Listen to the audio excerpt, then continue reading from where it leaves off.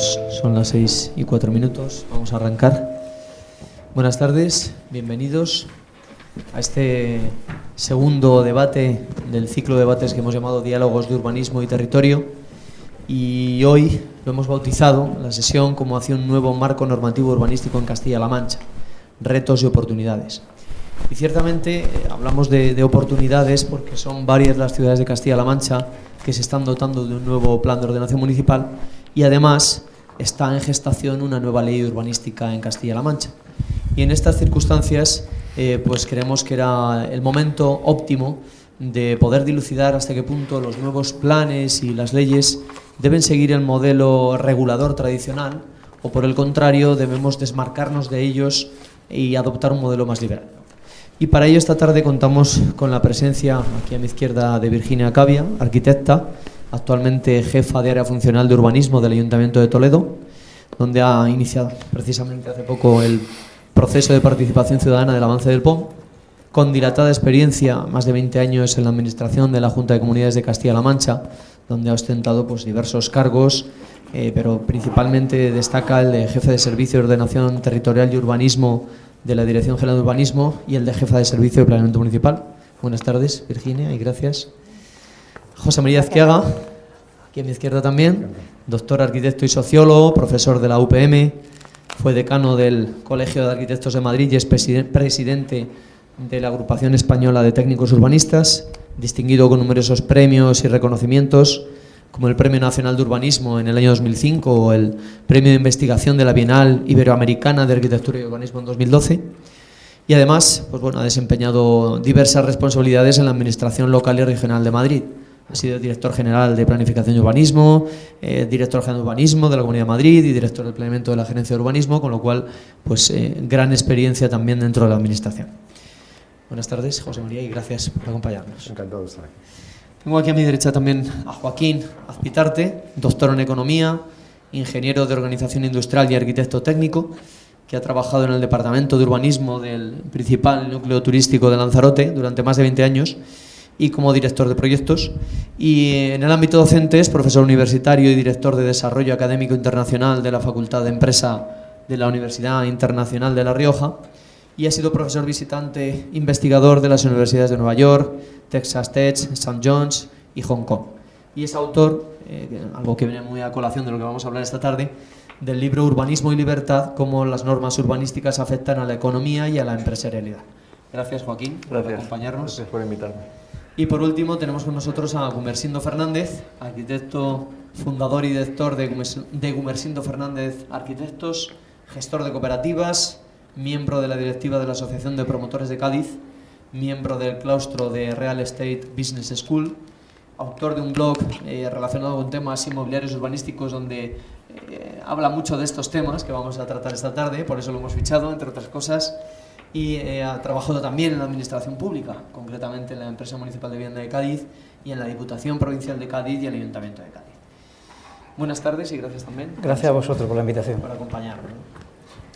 Y bueno, tratamos de alguna manera sentar las bases de cómo el urbanismo afecta a la economía y a la empresa, cómo las decisiones de planificación urbanística afectan a la sociedad y cómo el urbanismo y los planes tradicionales han afectado a la sociedad, para poder de alguna manera determinar si son válidos como modelo o por el contrario han fracasado total o parcialmente y merecen ser revisados o incluso enmendados en su totalidad, ¿no? De cara a este futuro tan activo ahora desde el punto de vista legislativo, ¿no? Con la nueva ley en ciernes, con estos planes de las grandes ciudades, además no lo he comentado, pero Virginia está participando desde el lado de la administración en la supervisión del Plan de Toledo. Y en la redacción. Y en la redacción, correcto. Y José María es responsable del Plan de Ordenación Municipal de Cuenca, por lo tanto, pues tiene mucho que decir en este tema, ¿no? Y como os decía, pues bueno, creemos que es importante sentarnos a discutir sobre hasta qué punto debemos romper el modelo tradicional de los planes y de las legislaciones o son válidos, aunque sea en parte, ¿no? Posiblemente lo primero que vamos a hacer, como decía, es reflexionar sobre en qué medida los planes, las leyes, etcétera, han condicionado las ciudades en las que vivimos y en qué medida las ciudades en las que vivimos podrían ser mejores con unos planes y unas leyes distintas o peores, ¿no? ¿Y hasta qué punto el exceso regulador o la liberación, la liberalidad en el urbanismo puede suponer una ventaja o un inconveniente? Así que me gustaría que alguno de vosotros rompierais el hielo y dierais vuestra opinión a este respecto. Tal vez, no sé, Joaquín. Empiezo yo si quieres. Te tengo aquí cerca. Vale, perfecto. Yo lo primero que diría, el primer concepto que me parece importante, bueno, bienvenidos a todos y gracias por estar aquí. El primer concepto importante es que la ciudad hay que producirla. Las viviendas hay que producirlas, los hospitales hay que producirlos. Son a veces bienes de consumo, a veces son bienes de equipo que nos permiten producir otros bienes de consumo. Entonces, nada escapa a ese aspecto económico de la ciudad. Si nosotros queremos producir, necesitamos fábricas y sin un suelo calificado como industrial, no podremos tener fábricas y no podremos producir ni tener riqueza, ¿no? Entonces, ese es el primer aspecto importante que hay que tener en cuenta y del que se alejan bastante los planes generales. No es que se alejen, es que se olvidan mucho, están muy pendientes de la sostenibilidad, lo cual está muy bien, pero olvidan muy comúnmente esa faceta económica y de producción. Entonces, lo primero que yo pondría sobre la mesa es los planes generales, las leyes ponen los medios, el fundamental es el suelo urbano, pone suelo urbano suficiente con los usos adecuados para producir, para tener riqueza, etc.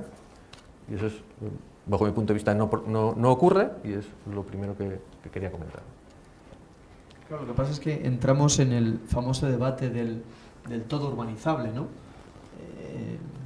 Gerardo Roger, que iba a estar también esta tarde, no ha podido asistir, habla mucho de este tema, ¿no? Él opina que no es un problema de falta de suelo urbanizable, es un problema de falta de suelo urbanizado, ¿no?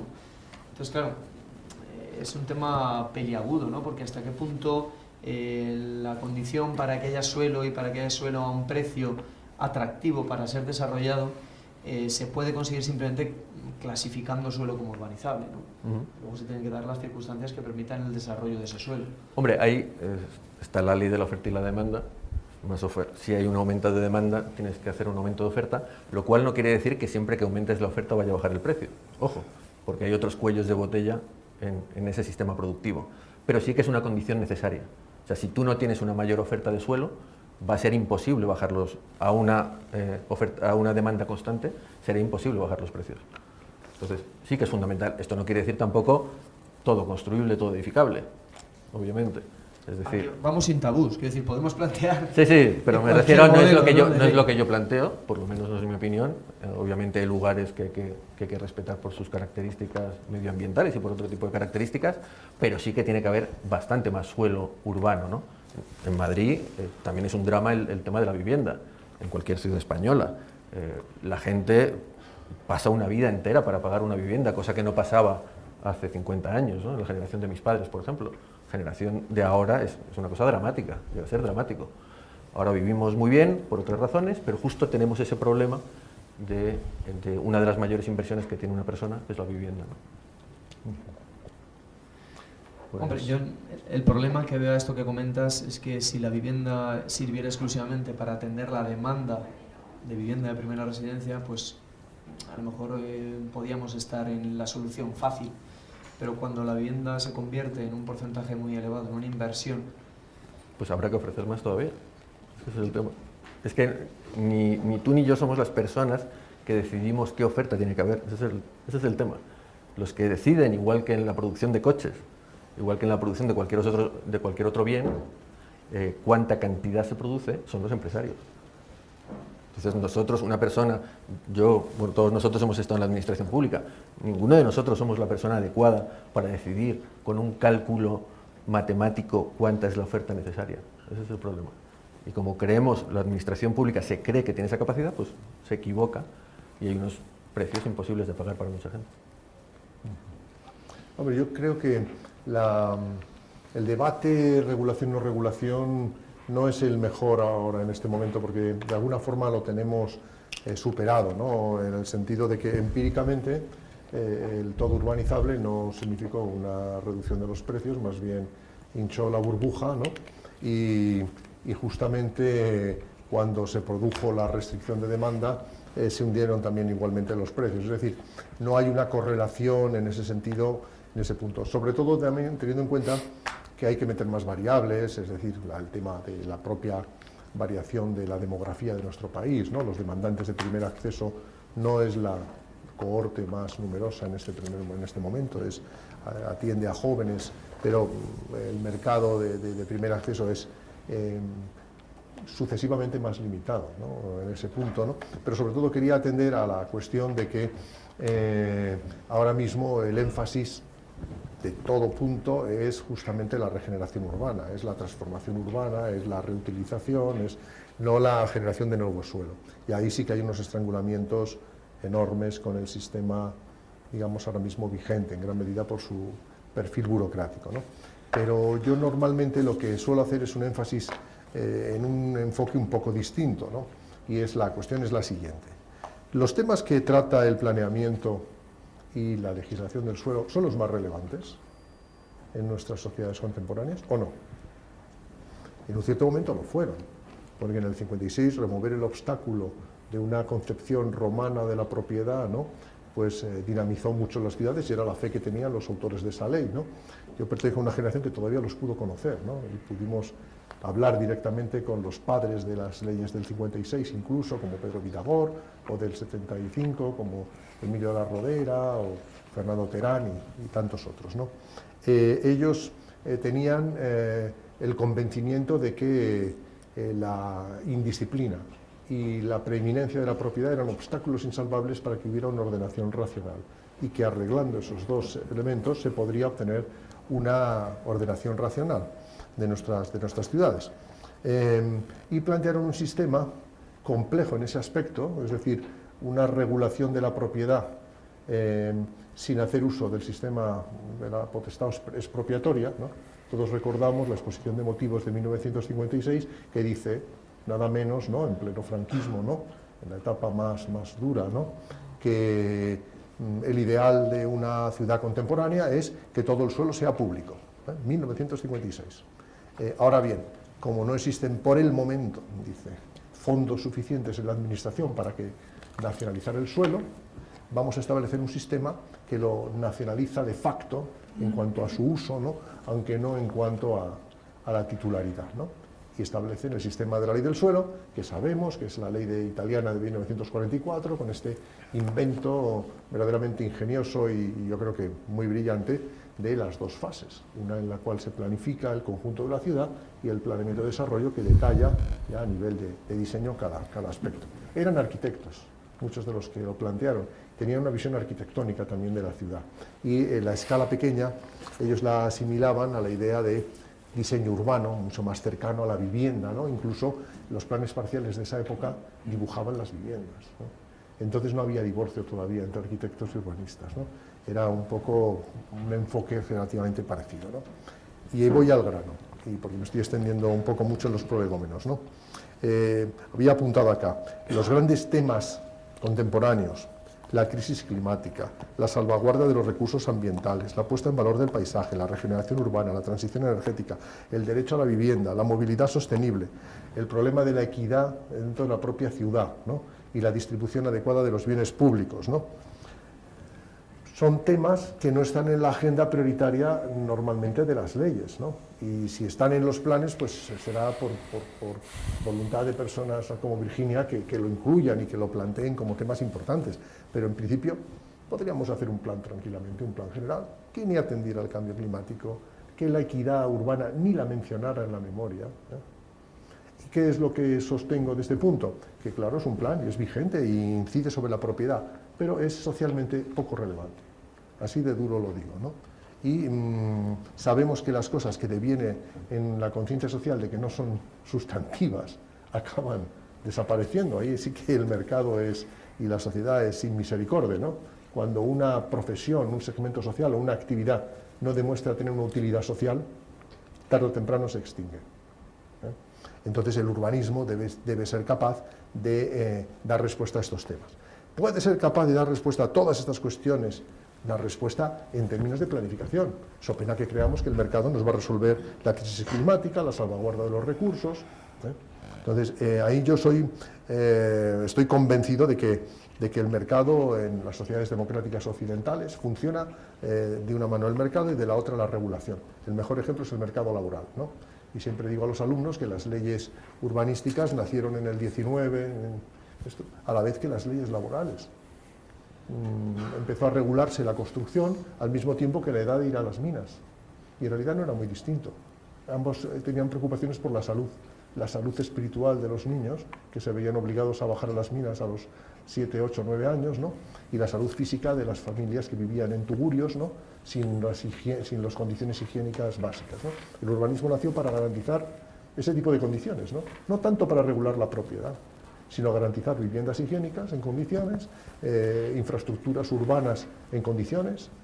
Eran épocas siniestras, donde la epidemia de cólera eran peores en Londres que en el tercer mundo hoy en día, ¿no? Entonces el urbanismo tenía una utilidad y nuestro sistema jurídico tenía una utilidad en el año 56. ¿La tiene ahora mismo en la misma medida? Yo creo que no es necesario entender igual la regulación de la propiedad, y con esto sí que acabo para no extenderme tanto. Cabe la posibilidad de salvar los planes, de ampliar su concepto y recuperar esa utilidad social, y es cambiar digamos, el carácter normativo de los planes a una visión de los planes municipales, una visión mucho más estratégica, y amarrar el tema de la propiedad en el siguiente eslabón. Si tenemos la costumbre de tener los dos eslabones, el municipal y el de desarrollo, ¿no? En el de desarrollo, ahí se materializa el amarre a la propiedad, ¿no? Estoy hablando en última instancia del sistema británico, o sea que tampoco es nada original, ¿no? Pero es un sistema que funciona, y funciona bastante bien. ¿Cómo he llegado yo a ese convencimiento? Pues no tanto leyendo manuales de urbanismo británico, que los hay y buenísimos, ¿no? Tienen toda una escuela de politólogos, ¿no? Y en fin, no tanto arquitectos, ¿no? Cuanto especialistas en función pública, ¿no? Y muy interesados en estos temas, porque el urbanismo lo ven como parte de las políticas públicas, ¿no? Sino fundamentalmente porque soy de los pocos urbanistas que ha trabajado en el ámbito municipal, en la región en muchos puntos, que ha sufrido planes inmensamente largos, como el de Puerto Llano, que llevamos una década prácticamente, ¿no? Y va muy bien, se ha ejecutado entero. Todo lo que hemos planificado se ejecuta. Según lo planificamos, se va haciendo, pero claro, eso no es... Es como si estuviéramos marcando otros sino porque hemos hecho muchos planes territoriales, muchísimos. Y los planes territoriales sí se hacen a tiempo, se desarrollan eficazmente, condicionan y salvan muchos de estos temas. Es decir, a través de planes territoriales sí podemos tener una política de cambio climático, de resiliencia, de salvaguardia ambiental, de protección agrícola, ahora mismo de energías limpias, etcétera, etcétera. Ahí se están, ahora mismo los debates interesantes se están dirimiendo mucho más en los planes territoriales. Es donde se dirime qué hay que salvar: la agricultura de proximidad por la soberanía alimenticia, o los campos solares por la autosuficiencia energética, ¿no? Esos son los debates interesantes. Y estos no tienen mucho que ver con la concepción vieja de la propiedad. Entonces, o nos quitamos eso de ese lastre, esa mochila de en medio, o van a desaparecer con nosotros los planes. Y yo no quisiera ser la última generación que hizo planes urbanísticos, ¿no? Antes de que sea una actividad, ya digo, ¿no? Le ha pasado a otras profesiones, los notarios, los registradores y tantos otros, pues no hacen hoy lo que soñaban con hacer sus abuelos, ¿no? Entonces, es un tema, yo creo, importantísimo de ponernos las pilas todos, ¿no? Primero como ciudadanos y segundo en las responsabilidades que tengamos, ¿no? Porque o se cambia ese sistema o no. Ahora mismo, bueno, en la siguiente intervención hago una ronda, porque creo que el problema principal es la juridicalización, pero sobre todo el hecho de que el urbanismo cada vez es menos un tema de estrategia, menos un tema de economía, menos un tema, estamos más economistas, más sociólogos, más antropólogos y muchos más arquitectos, y probablemente quitar peso a la idea normativa, ¿no? El urbanismo no es una parte, una vertiente del derecho. Es más, si tuviéramos que dejar esa parte normativa de los planes, no perderíamos mucho. De hecho, en los planes territoriales no existe esa parte normativa de la regulación del derecho de propiedad, en la medida que la existe con la famosa clasificación del suelo, ¿no? Que ya Tomás Ramón Fernández dice que tiene esa virtud, dice él, taumatúrgica, ¿no? Dice literalmente de transformar al final, ¿no? el agua en vino, ¿no? Hombre, sí que es verdad que la ley estatal vigente sí que da un primer paso en desvincular el régimen de la propiedad del suelo de la clasificación del suelo, ¿no? Que Exacto. Es un primer paso, ¿no? Para que siempre tenemos... Yo voy más allá. La ley estatal ha suprimido la obligación de la clasificación del suelo. Efectivamente. Por tanto, las leyes, cualquier ley autonómica que quiera prescindir de la clasificación del suelo puede hacerlo mañana. Y de hecho ya hay dos al menos que yo conozca, que están redactando una ley que va a porque suprimir el la urbanizable. comunidad autónoma tiene competencia exclusiva en materia de urbanismo. Entonces, la clasificación del suelo la tienes que incorporar en los planes a día de hoy, sí o sí, obligatoriamente. En Castilla-La Mancha. No, claro. En Castilla-La Mancha. He dicho, yo me refería a comunidades, o sea, no a municipios. Vale. Claro. O sea, Castilla-La Mancha, en su próxima ley, puede mantener la clasificación de suelo soberana, de seguir con el sistema del 56, de la clasificación del suelo, o adoptar el que le permite la nueva ley de solamente dos situaciones fácticas de hecho, rústico o urbano. Y hay dos comunidades autónomas que ya van a lanzar 3 leyes sin urbanizable. Entonces puede hacerse. Lo que pasa es que tampoco es la panacea, porque si el no urbanizable, si no suprimir el urbanizable es todo urbanizable, pues no me vale tampoco. Por tanto, es un tema muy complejo pero la clasificación de suelo, que era un paradigma obligado, ahora es soberano de las comunidades autónomas, ¿no? Lo que hizo el Tribunal Constitucional es lo que acaba de hacer con el derecho al aborto el Tribunal Supremo norteamericano. Lo ha devuelto a los estados, ¿no? Pues el Estado se quitó de encima el urbanismo, error a mi modo de ver, pero la soberanía está ahora mismo en cada comunidad autónoma. Entonces, dentro de muy poco veremos 2 líneas y tendrá interés de que si hacemos una buena monitorización podremos ver si son válidas o no. Hombre, yo creo, posiblemente estemos de acuerdo todos en que, y ya te doy la palabra, Gumersindo, en que la mayoría de las leyes hasta hace bien poco pues eran herederas de la ley del 56, de la ley del 75, el refundio del 76, donde la preocupación, bueno, unas leyes muy jurídicas, muy preocupadas por la cantidad, ¿no? Por los estándares dotacionales, por garantizar algo que heredado de esa preocupación por la salud de la ciudad, ¿no? Pues aquellos primeros planes que prohibían, o primeras leyes en Francia que prohibían que hubiera vivienda en tal planta para garantizar un poquito la salubridad de aquellas colonias obreras tan preocupantes, ¿no? Pero claro, seguimos con unas leyes que siguen hablando de cantidades, pero no hablan de otras muchas cosas importantes, ¿no? Y el resultado son pues las ciudades que vemos en nuestro país, por desgracia, donde ha habido un divorcio absoluto entre la arquitectura y el urbanismo, aunque no debería existir tal divorcio, y la única preocupación de las leyes y de la administración es generar estándares de calidad. Calles anchas, metros de zona verde, metros de equipamiento, zonas verdes que posiblemente en algunas zonas por la tipología edificatoria que se construye nadie usa, porque luego hay zonas verdes privadas, etcétera. Entonces el problema, como estamos comentando, es bastante más complejo que eso, ¿no? Y por lo tanto yo creo que esa forma de hacer leyes la debemos superar, ¿no? Debemos preocuparnos de muchas más cosas. Ahora, como decía José María, el debate es complicado porque es un tema poliédrico, hay muchas variables, ¿no?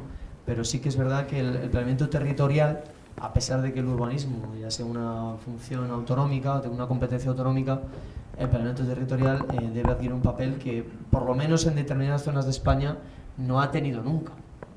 Y también es autonómico, vamos a... También es autonómico, claro, efectivamente, pero hay comunidades que han liderado y todos los conocemos, ¿no? Y han hecho planeamiento territorial con buenos resultados, y hay otras donde, bueno, ha habido algún intento fallido, como puede ser el caso de Castilla-La Mancha, pero no hay estrategias de planificación territorial. Entonces cada municipio hace la guerra por su cuenta, pero no hay una estrategia global a nivel de comunidad. Entonces posiblemente llega el momento de con la posibilidad que nos da la ley estatal de desvincularnos por completo del sistema tradicional, poder plantear sistemas más imaginativos, ¿no? Vamos a ver, yo, por coger el guante de ciertas cosas, no llega a una enmienda a la totalidad, pero son dos cosas de las que discrepo, de las que ha dicho José María, que no creo que me pueda debatirla todas, así que voy a hacer una contextualización general. Lo que sí me gustaría apuntar primero es, para mí el debate de regulación no está superado, por supuesto. Admite que hay mucha menos regulación de la que hay hoy en día. Lo del todo urbanizable, aquella ley de Aznar que se ha utilizado casi como un mantra para acusar de los desvanes de la burbuja urbanística, en muchas comunidades autónomas no tuvo efectividad real. En Andalucía no tuvo efectividad ninguna, pero se ha seguido utilizando como un mantra. Después, la ley del 56, es cierto, esa ley franquista, esa época más dura del franquismo, pero que tenemos que identificar claramente con una ideología nacionalsocialista, es decir, el falangismo, el socialismo que había en esa época, que fue el que amparó esa ley, el mismo que había en Italia, somos tributarios desde entonces. Es decir, para mí todas las leyes urbanísticas que hemos tenido desde entonces hasta ahora son tributarias de un socialismo, es decir, de una nacionalización del suelo, como bien ha explicado, creo que estaba en su exposición de motivos. O sea, tienen un perfil ideológico, claro, desde entonces no hemos tenido otro tipo de ley, en mi opinión. De esta forma, a mí me gustaría contextualizar un poco, porque muchas veces se habla de liberalismo, que es un poco la postura que uno viene a defender aquí, y es casi por un tema moral. Yo creo en ese tipo de filosofía política porque me parece que es la forma mejor que hay hoy en día para conseguir más prosperidad para toda una sociedad al completo y eliminar la pobreza. Para mí ese es mi principal motivo, porque me acerco a esta ideología. Y para ello, vamos a ver, lo que hay que hacer es, hay que definir que lo que pretende esta filosofía política es que cada uno de nosotros podamos primero elegir y después poder perseguir nuestros planes vitales de vida. Y para esto hace falta dos herramientas fundamentales. Una, que es la propiedad privada, que si alguien vulnera sistemáticamente la propiedad privada, es la función social de la propiedad que le dio la Constitución española y que le da contenido, sobre todo en nuestro ámbito, las leyes urbanísticas. Y la otra es la libertad contractual. Entonces, ¿qué ocurre? La dificultad que tiene todo esto es delimitar lo que se conoce como tu libertad termina donde empieza la mía. Es decir, hay que delimitar unas fronteras entre lo que consideraríamos una alteración inadmisible o un atentado inadmisible de la libertad de los demás. Por ir concretando, estos límites se han ido estableciendo durante miles de años, de manera consuetudinaria, el derecho consuetudinario, unas instituciones sociales evolutivas que se denominan, que no vamos a entrar, pero corren el riesgo de que soluciones que han funcionado durante miles de años, hoy en día, con una mayoría en el arco parlamentario, la puedes quitar de un plumazo. Esa legislación normalmente está inserta en lo que son la legislación civil, no en la urbanística, desde luego. Pero ¿qué ocurre?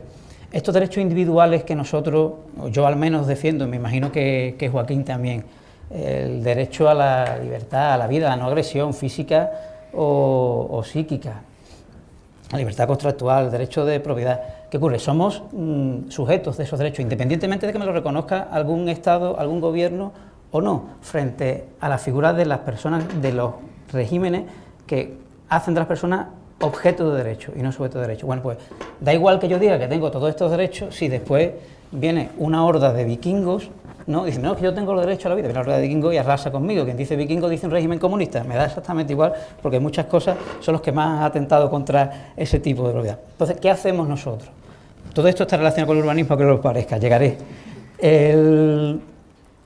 Al final, para protegernos, nos organizamos en comunidades políticas a las que dotamos de tres competencias esenciales.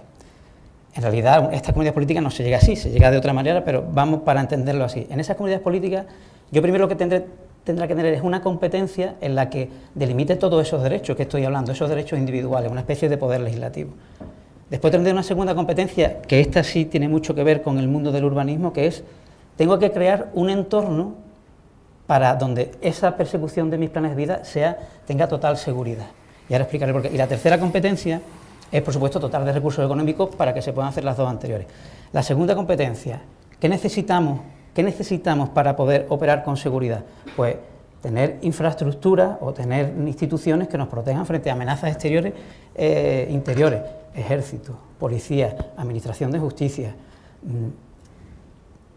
salubridad, una forma también del higienismo, que lo ha comentado José María. La seguridad, la salubridad, el higienismo, son principios rectores que han estado en el origen primigenio del urbanismo como disciplina. Las cercas, las murallas, el soleamiento y toda la justificación de toda esa planificación urbanística para proteger esos derechos individuales, yo sí la defiendo. Pero no estamos ahí, estamos, como ha dicho José María, en unos debates que yo no sé si son reales o inducidos, pero estamos en otros debates muy distintos. Esa primera planificación urbanística que pretende proteger los derechos individuales, yo por supuesto que la defiendo. La que frente a esa planificación de infraestructuras, el alcantarillado, casi si nos trasladásemos permitirme el símil, hacer una ordenación del territorio pero en el urbano, ese tipo de infraestructuras, son las que yo defendería que sí puede hacer el urbanismo. Frente a lo que es la planificación social. Yo distingo una línea, igual que distingo una línea clara entre derechos individuales y derechos sociales, para mí hay una línea clara entre planificación de infraestructuras para proteger la seguridad, para proteger los derechos individuales y la planificación social. En esa planificación social, ahí ya sí que estamos, termino rápido, en esa planificación social, ahí sí que estamos metiendo un montón de ideologías que tiene inserta nuestra propia Constitución. Yo lo que estoy diciendo posiblemente me esté saliendo hasta del marco constitucional, y es contra la que yo personalmente no estoy de acuerdo. No estoy de acuerdo que se lleve que se siga utilizando y se siga plasmando en toda esta planificación urbanística. Bueno, yo es que también son muchas cosas, muchísimas cosas. Sobre todo lo primero, has preguntado al principio, ¿los planes son válidos? Por supuesto que los planes son válidos, lo que pasa es que hay planes buenos y hay planes malos, así. Entonces los planes, claro, esa es mi opinión. Por supuesto que los planes son válidos. A ver, partimos de una base. Lo primero que ha dicho Joaquín es que la ciudad hay que producirla. ¿Estamos hablando de producir la ciudad o estamos hablando de urbanismo? Yo ahora, con el tema del plan de ordenación municipal que hemos sometido a participación ciudadana, pues he tenido que dar una charla al Consejo Infantil de la ciudad. Bueno, que yo a mis hijos, los he intentado llevar y no han querido ir. Pero les tienes que explicar a los niños qué es el urbanismo. Y partiendo, cuando tú intentas explicar lo que es el urbanismo a personas que no tienen ni idea o que son, niños desde 8 a 14 años, el urbanismo es, para mí es que el urbanismo, a pesar de haber trabajado casi 20 años en la comunidad autónoma, yo tengo pasión por el urbanismo, es decir, a pesar de haber estado siempre en un marco muy normativo y muy legal, muy burocrático, a mí yo el urbanismo siempre he creído que es la base que establece o que define cómo queremos vivir, qué pasa en nuestras ciudades, qué pasa en nuestro entorno, o sea, es el que nos marca cómo queremos vivir, igual que cada uno se hace el proyecto de su casita, los que pueden, claro, o la deciden. El urbanismo define cómo son nuestros espacios públicos, cómo son nuestras ciudades, qué servicios tenemos, qué servicios no tenemos. Para mí es básico, es básico. Entonces, ¿hay que ordenar las ciudades o hay que ordenar el territorio? Por supuesto que entiendo que hay que ordenarlo. O sea, no todo vale.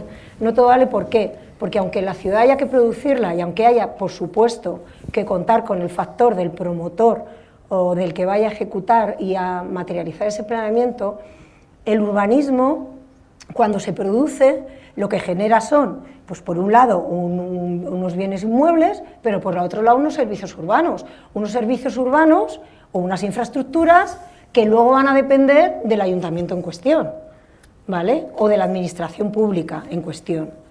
Todo eso hay que planificar, qué posibilidades tienes de mantenerlos, qué posibilidades, porque luego dicen, no, vivienda no sé qué, no sé cuánto, sí, luego te vienen todos los vecinos, oye, que nos hagas el centro cívico, que nos hagas el no sé, o sea, es que te vienen todos los vecinos reclamándote la mejora de las calles, las mejoras. Entonces, también estoy de acuerdo con José María, o sea, a ver, para mí la ley son unas reglas del juego, la legislación que tenemos, la puedes tener mejor o peor, pero son unas reglas de juego ahora en Castilla-La Mancha que, como digo yo, ya que no las conocemos todos, ahora vamos a hacer una nueva ley. Es verdad que la LOTAU se hizo como se hizo en su momento y a mí no me gustaba nada, pero al fin y al cabo eran unas reglas del juego que más o menos todos controlábamos. Yo creo que meterse a hacer una nueva legislación es una locura, sobre todo algún borrador que leí, que se me ponía los pelos como escarpias, porque si yo, que llevaba 20 años dedicada al urbanismo, leía un párrafo y no entendía nada de lo que ponía en ese párrafo, o sea, para mí el urbanismo tiene que ser comprensible, tiene que ser abierto, o sea, no puede ser que seamos 4 expertos los únicos que sepamos de qué va. Entonces yo creo que cuanto más abierto, más transparente, más al servicio social, o sea, al final tú estás estableciendo cómo quieres las ciudades, o sea, nos tenemos, como digo yo, es verdad que hay otra cosa que ahora que no que esté en el ayuntamiento, siempre he estado de acuerdo con esa filosofía. Las normas que metemos o que incluimos en los planes urbanísticos tienen que ser más flexibles, mucho más de lo que normalmente se hace. O sea, yo odio el urbanismo de colores y que una parcela tenga un color naranja y la otra tenga no sé qué, y aquí no me pueden meter el terciario, aquí, perdona, vamos a usos a usos mayoritarios. Y luego dentro de usos mayoritarios, pues por supuesto que tiene que haber mezcla de usos, mezcla de tal, pero siempre dentro de un orden, dentro de un control. Entonces, yo creo que tiene que ser un urbanismo mucho más flexible. Creo que el urbanismo, tal y como lo hemos entendido hasta ahora, ha pegado un cambio radical, o sea que tenemos que pegar un cambio radical, que ahora mismo con la ley que tenemos se pueden hacer planes fantásticos y se pueden hacer planes asquerosos, totalmente desvinculados de las necesidades de la sociedad y de dónde van los tiros ahora, pero bueno, nueva ley, insisto, yo le decía a José Antonio, al director general, pero a ver, tenemos la LOTAU, que todos no la conocemos, vamos a cambiar unas cosas que efectivamente hay que, entre comillas, modernizar, vamos a meter tal, pero no vamos a cambiar toda la ley, pero tú sabes lo que es eso. O sea, al final es que es una locura, de verdad. O sea, nada más que leyes, nada más que... No, o sea, es horrible, horrible, horrible. Entonces, ¿que tiene que haber unas reglas de juego? Sí. Cuanto más conozcamos todas las reglas del juego, mejor, mejor. El otro día, nuestro arqueólogo del ayuntamiento, que va en bici, sube al casco en bici, le para un polilocal. Ayer, que tuve movida con el concejal de seguridad, le para un polilocal porque ha pasado por una calle que tiene pivote y que como va en bici, que tiene que esperar a que se baje el pivote. Y le para el polilocal y luego viene Antonio y nos lo cuenta. Cojo al concejal de seguridad y digo, a ver, Juanjo, por favor, esto no es normal. Sí, porque es un vehículo, no sé qué, no sé cuánto, no sé qué, no sé qué.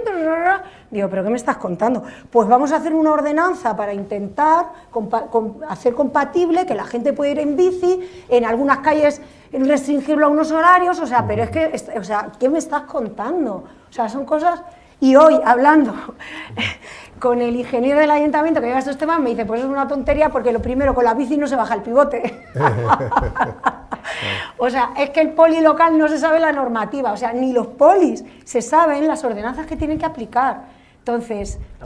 Abruma, ya el marco normativo abruma. Sí. Entonces, Sí, eso sí. yo entiendo que es, a ver, insisto, tiene que haber unas reglas del juego, porque sí, porque tienes que, yo creo que unas reglas del juego son buenas, están bien que haya unas reglas del juego. Y luego, efectivamente, es verdad que tienes que intentar ser hábil. A ver, las reglas del juego están ahí, y tú, Rubén, eres el primero que sabes que dándole la vuelta a las cosas hay veces que se pueden conseguir cosas buenas. Hay veces que das con otras personas que dicen, no, se te ha caído rey y hasta aquí hemos llegado. Pero hay muchas veces que dándole vueltas y tal, sí que consigues... lo que pasa es que hay que pensar más, claro. Bueno, pues hay que pensar más, pero bueno. Lo que pasa es que yo creo que ya caemos en el síndrome de Estocolmo, ¿no? El amor a una ley que lleva tanto tiempo con nosotros, pero que es un poco Frankenstein, porque la vamos tocando por aquí, le ponemos un parche, nos damos cuenta que no funciona. Pero si ya te lo conoces, por lo menos te la conoces. Ya, pero, o sea, pero es que de verdad... tenemos que quitarnos esa mochila, ¿no? Y decir, vamos a empezar de cero. ¿Esto es lo mejor que podemos tener? Pues no sé, ¿Es lo yo mejor es para que leí un producir la borrador de otra ley y ya insisto, que si de 250 artículos con el primero no entiendes el primer párrafo, ya no lo entiendes. Digo, bueno, o sea, yo de verdad cuando leo una ley, muchas veces una ley que no tiene nada que ver con urbanismo, y la entiendo, digo, pero ¿qué nos pasa? ¿Qué nos pasa a nosotros? No sabemos redactar cosas que se lean y que la gente las pueda entender. O sea, es que me parece, o sea, ese oscurantismo que ha habido siempre, que los planes solo los tenía el arquitecto municipal guardados en un cajón, pero ¿qué me estás contando? ¿Qué me estás contando? O sea, eso me parece fatal. Y otra cosa, el tema de producir suelo, urbanizar y tal, Toledo es una ciudad respuesta a las urbanizaciones que han ido surgiendo a golpe de talonario, como aquel que dice, a golpe de que los suelos eran de fulanito y los promovía. ¿Por qué? Porque el ayuntamiento decía, bueno, que hagan entidad de conservación y allá ellos. Vale, entidades de conservación que con la LOTAU ya no se podían hacer, pero el ayuntamiento ha seguido medio encajándolas. Ahora nos encontramos con una ciudad totalmente desagregada, con unos barrios, una distancia de 20 kilómetros entre un barrio y otro, que no tiene ningún sentido, ninguna cohesión, unos servicios públicos que son imposibles de mantener, y eso ha sido porque como uno tenía suelo ahí, pues plantaba su urbanización, el otro tenía suelo ahí, plantaba su urbanización. Eso no puede ser. Podríamos decir, y voy a provocar, eso no por puede atender ser. a las leyes del mercado, podríamos decir. Por atender a que uno tenía suelo y como y lo desarrollaba. Pues no, señor, no puedes desarrollar el suelo porque sea tuyo. O sea, no puede ser. Tienes que hacer un desarrollo, necesitamos viviendas, por supuestísimo que necesitamos viviendas, pero la ciudad tiene que tener un orden y tiene que tener, o sea, tenemos que darnos cuenta, insisto, que el urbanismo de colores, como digo yo, siempre ahora últimamente siempre digo lo mismo, yo no quiero calles ahora en la ciudad, quiero espacios públicos. O sea, nos tenemos que olvidar de que la calle es un sitio donde hay una acera, un escalón, un aparcamiento, un no sé qué. No, las calles son espacios públicos. Habrá vías o habrá espacios públicos que estén más destinados a la movilidad de tráfico, habrá otros que estén destinados a otro tipo de movilidad, pero son espacios públicos, ¿vale? Habrá unas que sean, pues eso, más infraestructuras de comunicación, pero eso, las calles ahora mismo, la dotacional de comunicaciones, ¿cómo que dotacional de comunicaciones? No, o sea, no, pero bueno, ya, venga, ya, me callo. Joaquín. Bueno, primero quería decir, obviamente les tengo mucho respeto intelectual a José María y a Virginia, pero estoy en el lado contrario totalmente de la visión urbanística y de la ciudad, ¿no? Primero me sorprende esto de que es un debate que se ha dado por cerrado. Yo he empezado a hablar de forma sencilla de la producción y lo he hecho a propósito porque creo que es algo que es básico, que hay que conocer, que hay bienes de equipo, que hay bienes para los que necesitamos la producción, que necesitamos elementos suelo para producir, etc. Si ponéis en Google suelo industrial en España, os daréis cuenta de la falta de suelo industrial que hay en muchos sitios, sí. y donde no se puede producir. Y cuando dicen, no, es que no producimos nada, no, es que no hay suelo industrial, es que eso en la cadena, en el proceso productivo de esa nave industrial, de esa fábrica, nos falta el elemento clave que está en manos del Estado. Y el Estado es el que dice, es como si el acero para construir un coche estuviese en manos del Estado. Y de repente no hay casi acero. Y decimos, oye, qué poquitos coches hay, qué caros son los coches. Valen 600.000 euros un utilitario. Es que hay un monopolio del Estado en el bien principal, que es el suelo, para producir cualquier bien de equipo urbano o cualquier bien de consumo urbano. Entonces, partimos de... Ya eso no es un intervencionismo solo, ahí hay un monopolio del Estado, porque es el que dice qué suelo se recalifica. Y luego, más allá de eso, luego empieza a haber intervencionismos, que aprovechamiento, que usos, etcétera, etcétera, ¿no? O sea, que luego empieza a haber traba tras traba, luego están las ordenanzas, los planes generales, las leyes. Entonces, me sorprende que se diga, cuando estamos en un debate intelectual, que es un tema dado por cerrado. Yo no lo he dado por cerrado. No sé si es que los que manejan el urbanismo han dado por cerrado eso y todos nos tenemos que callar. Resulta que los grandes temas, según dice José María, ha enumerado varios, con los que estoy de acuerdo además. Sostenibilidad, estoy totalmente de acuerdo. Pero no ha nombrado nada relacionado con lo económico, ni con la producción. El problema es que en España, y eso tenemos un problema ahí grave, que lo tenemos, somos una sociedad preindustrial prácticamente, menos en el País Vasco, Cataluña, nos hemos criado en un mundo preindustrial. Y cuando nos ponen una fábrica, como ocurre en Alemania, al lado de la Selva Negra, nosotros nos espantamos. Y eso ocurre en Alemania. Y hay fábricas, y conviven las fábricas, la producción, con el medio ambiente. Entonces, me asusta un poco que las personas, además a las que admiro tanto, como José María, por ejemplo, que cierren un debate así. Oye, la postura intelectual adecuada, yo creo que es la de, al revés, hay que ser críticos y seguir planteándonos el tema, ¿no? Eso por un lado.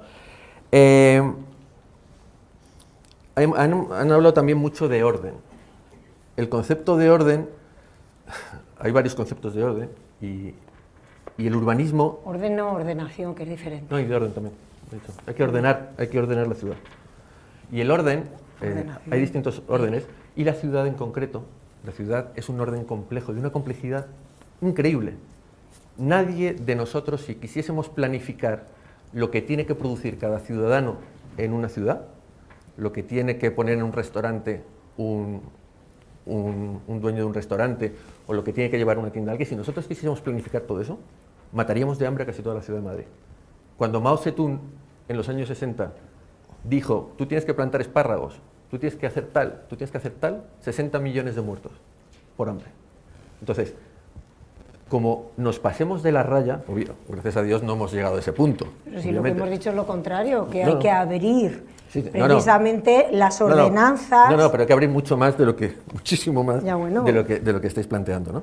Entonces, a lo que voy es que es un orden complejo, de mucha complejidad, y que no tenemos la capacidad, nadie puede robarse la capacidad de ordenar eso. Sí, hasta cierto punto, por supuesto, pero no pasándose de la raya, ¿no? Y hay que tener mucho cuidado con cuál es esa raya. Cuando empezamos a decir, aquí uso industrial, aquí en este pueblo no hay uso industrial, pues a lo mejor nos estamos pasando de la raya. Yo he estado en municipios, he trabajado, donde hay cero, hay una esquinita de uso industrial. Y todo el mundo le llamaba la atención que no había producción. En zona de viñedos, de repente no se podían ampliar las bodegas y la gente le llamaba la atención que el precio de la uva estaba por los suelos. El agricultor se quejaba. Claro, los bodegueros no tenían capacidad para coger toda la uva y producir. Pues había un cuello de botella ahí, estabas perjudicando a un productor. Entonces, los planes generales tienen una visión muy estática en general, bueno, el planeamiento en general. No tiene una visión, no tiene en cuenta la estructura productiva que hay en una ciudad.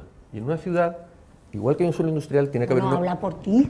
No hablo por mí. En general, los planes generales no lo tienen en cuenta. Bueno, no hablo por mí. a ver, estamos hablando de que hay planes, puede haber planes buenos y puede haber planes el malos. El 99% de los planes generales de España no tienen en cuenta esa estructura productiva. Yo no he visto ninguno, ni uno, que tenga en cuenta que la estructura productiva nace en recolectar algo, producir, uso logístico, y si tú rompes esa cadena, has roto la producción de ese bien. No he visto a nadie que lo tenga en cuenta, ni uno. Yo voy más allá, que no lo tengan en cuenta, simplemente que no se metan, simplemente que den esa posibilidad. Porque al final tú estás poniendo... No, pero es que, a ver, es que, nosotros estamos ahora mismo con el Plan de Ordenación Municipal. Hemos hecho un diagnóstico y una propuesta de avance. Y dejáis definido todos los usos del suelo hasta el último metro cuadrado. Mira, he traído el plano para que lo veáis. Solo hay un plano de ordenación. Bueno, luego hay otros dos planos, la comparativa con el PON del 2007 y esta respecto del suelo y lo que es la clasificación. Pero este es el plano que tenemos en Toledo. O sea, ¿me vas a decir que este plano es un plano No, esto es un plano de intenciones. Sí, pero y es un plano con que el dice... sistema actual, tú al final cuando yo voy a mirar mis normas urbanísticas, mi plan de calificación, está todo definido, eso es cierto. Todo. Sí, pero a ver... Eso es lo único que estamos diciendo. Bueno, y estoy de acuerdo contigo en una cosa. Está definido lo que es el espacio público, lo que son... Los usos industriales, los usos... Hasta los cuartos de baño, mira, hasta el tamaño de los cuartos de baño. Aquí tenemos nosotros la ampliación del polígono industrial, sí. Y luego tenemos los rositas, lo residencial. Y lo que puede ser pero turístico, son usos mayoritarios, y lo que no ojo. puede ser turístico. Bueno. Sí, claro, pero nosotros también tenemos un estudio del uso turístico en la ciudad. Y lo que pretendemos precisamente es sacarlo, no solamente tenerlo en el casco, porque Toledo, fuera del casco histórico, tiene muchísimos sitios de interés también arqueológico y turístico, y entonces dentro del plan de ordenación municipal uno de los objetivos es sacar ese turismo fuera de la ciudad precisamente para la generación de otro tipo hay un buen ejemplo. O sea, para abrir un poco la economía, o sea, todo este tema de que genera el tema del suelo industrial para la producción es básico, pero es verdad que hay actividades que tienen que estar en suelo industrial. Tienen que estar en suelo industrial. Pero vamos... Pero mira, os pongo un ejemplo. Tú vas a Miami, un ejemplo que tengo puesto en mi libro, en Miami tú puedes pedir licencias que cumplan con la norma y licencias que no cumplan con la normativa. Entonces puedes decir, y una lleva un cauce y otra lleva otro. Entonces, en un sitio donde la altura máxima son 6 plantas, dices, yo quiero hacer un edificio de 6 plantas. Claro, si aquí también lo puedes hacer, con un plan especial. Claro, pero con un plan especial que pero tarda lo puedes 7 hacer. años. No, pero entonces... Pero hay un tope de edificabilidad. Pero es que entonces ya no estás teniendo en cuenta el aspecto económico del promotor. Es que se habla desde el mundo de la administración pública, yo lo llamo el mundo del no cálculo económico, y el otro es el mundo del cálculo económico, donde el empresario va mirando lo que le cuestan las cosas y lo que no. Y en el mundo, que yo he estado 22 años ahí también, ahí nos da igual lo que ocurra. Nos da igual que tarde 5 años, 7 años, nos da igual. Pasamos totalmente y no lo tenemos ni en nuestros objetivos del plan. No aparecen los objetivos, no aparece en ningún sitio. Entonces, esto de Miami que digo, puedes pedir la licencia que no cumpla con la norma. Y eso es una de las cosas maravillosas, por ejemplo, que ha ocurrido en Canarias y en más sitios. Que puedes, en Canarias hemos tenido los planes de modernización, y el plan de modernización consistía en que el promotor hablaba con el gobierno de Canarias y la idea que tenía de proyecto se contemplaba pues exactamente igual, lo que había ideado el arquitecto, que no cumplía la norma, se contemplaba y se metía en la ley, con lo que se saltaba el plan general y todo, y vía legislativa, ¿no? Una vez que se aprobaba eso, pues se podía construir. lógicamente supervisado, pero rompía con una cosa muy importante, que es que ahora mismo el promotor tiene, y el arquitecto, tiene que encajar en el marco legislativo y del plan general que ha creado la administración pública, que ha creado el funcionario. Entonces, tenemos que encajar ahí todos los proyectos. Entonces, no, pero eso es como un proyecto de singular interés aquí. Aquí también se puede hacer de esta forma, interés. Pues, pero En Castilla-La Mancha también se puede hacer. Vamos a respetar un poquillo, que si no nos sí, vemos. pero lo que quiero decir... Es que creía que era un debate, Rubén, a mí me lo han vendido así. No, sí, pero para terminar. No, lo que quiero decir, es importante, yo creo que es muy importante, que las normas se adapten a los proyectos, más de lo que ocurre ahora, y no tanto los proyectos encajar en las normas. Y ese es el ejemplo de Miami, el ejemplo de Canarias, que funciona muy bien, muy bien, ha funcionado, y en tiempos, porque es una cosa muy ágil, y en un año lo tienes. ¿Me puedes decir quién era el supervisor? ¿Has dicho que había un supervisor? Un supervisor... Sí, de este promotor que va a la administración pública y promueve... La autoridad autonómica, supongo, ¿no? Es decir, superlucrativo. ¿Quién era? Por supuesto hay un supervisor. Sí, por ejemplo en Miami es un... No, en Canarias. Ah, sí, pero digo porque también es interesante. En Miami es un... Pero me interesa sobre todo el... Sí, pero ahora te digo. En Miami es un grupo de ciudadanos, profesionales distintos que votan, no, si les interesa el proyecto, no les interesa. Miami es como Podemos. Sí, y el supervisor es un comité también del gobierno de Canarias que crea el gobierno de Canarias. Que Houston igual. Que Houston prueba hacer algo que no les gusta. Perdonad, no he dado paso al público, porque si no tenemos un poquito de orden, esto puede ser caótico. Bueno, vamos a ver, esto es muy espérate. interesante porque evidentemente suscita interés, ¿no? Sí. Y hay posturas contrapuestas y por eso teníamos tanta confianza en que este debate iba a ser interesante. Pero vamos a mantener orden porque aunque nos toque la fibra a todos, cada uno en su postura, si no mantenemos el orden, esto es un caos. Y evidentemente hay que ir por orden. Joaquín, no sé si has terminado. Simplemente decir que participaba GESPLAN, que es un organismo público que desarrolla planes generales allí en Canarias, el gobierno de Canarias, el propio ayuntamiento, los propios técnicos del ayuntamiento, o sea que eran muchas personas que no tienen relación entre sí, o sea que la corrupción es muy difícil y todas esas personas tienen que acabar validando el sistema.